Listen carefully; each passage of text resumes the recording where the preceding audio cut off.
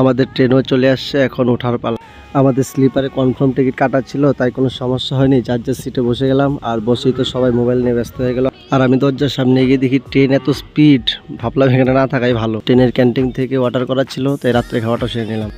এদিকে ভোরবেলা স্টেশন থেকে নেমে যেটা দেখি, হাওড়া স্টেশনে যেটা সবাই দেখতে পায়, একদম বড় বড় ফ্যান, মোটামুটি 50 ফুট লম্বা হবে। হাওড়া প্ল্যাটফর্ম থেকে বেরিয়ে সোজা চলে আসলাম রবীন্দ্র সেতুতে, যেটাকে সবাই হাওড়া ব্রিজ বলে। ভোর 5টার দিকে হাওড়া ব্রিজ থেকে গঙ্গার ভিউটা বেশ ভালোই লাগছিল। আমাদের মেন উদ্দেশ্য ছিল দীঘা, তাই হাওড়া ব্রিজে আসলাম, তাই একটা ছোট্ট রিল হয়ে গেল। তাই কলকাতা শহরে এদিকে ওদিকে একটু ঘুরলাম, উঠে পড়লাম লঞ্চে করে গঙ্গার এপার থেকে ওপার গেলাম। লঞ্চ থেকে নেমেই সোজা দেখা যাচ্ছিল দক্ষিণেশ্বর মন্দির, ভিউটা খুব ভালোই লাগছিল। এলাম দক্ষিণেশ্বর মন্দির, ভিক্টোরিয়া। আমার তো মনে হচ্ছে এটাই কলকাতার সব থেকে উঁচা বিল্ডিং।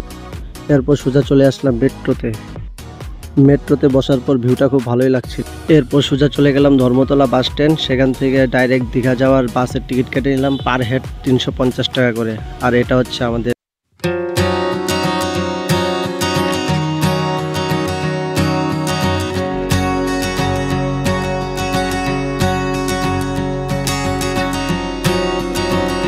এরপর সোজা চলে এলাম দীঘাতে।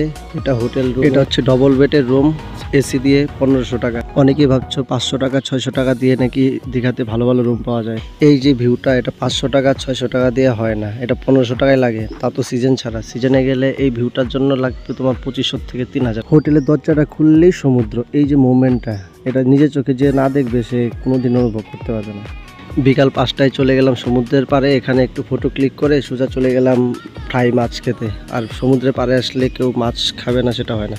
এখান থেকে ফ্রাই মাছ খেয়ে চলে আসলাম সোজা হোটেলে। পরের দিন সকালবেলা আমাদের প্ল্যান উড়িষ্যার উদয়পুর বিচে যাব। এখন বাজে সকাল 10টা, একটা টোটো রিজার্ভ করে নিলাম 150 টাকা দিয়ে। আর এখান থেকে উদয়পুর হচ্ছে 5 থেকে 6 কিলোমিটার রাস্তা। উদয়পুর বিচ আবার উড়িষ্যা স্টেটে পড়েছে, তাই আমাদের উড়িষ্যা আর বেঙ্গল বর্ডারে নেমে খানিকটা পায়ে হেঁটে যেতে হবে।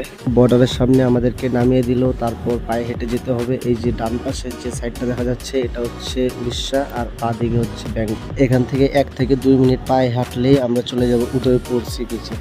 এই বিচে আসার পর সমুদ্রের ঢেউ দেখে সবাই তো পাগল হয়ে গেছে, তাই সবাই ফটো তোলা আর রিল বানানোয় ব্যস্ত। তাই আমিও অনেক চেষ্টার পর একটা রিল বানিয়ে নিলাম।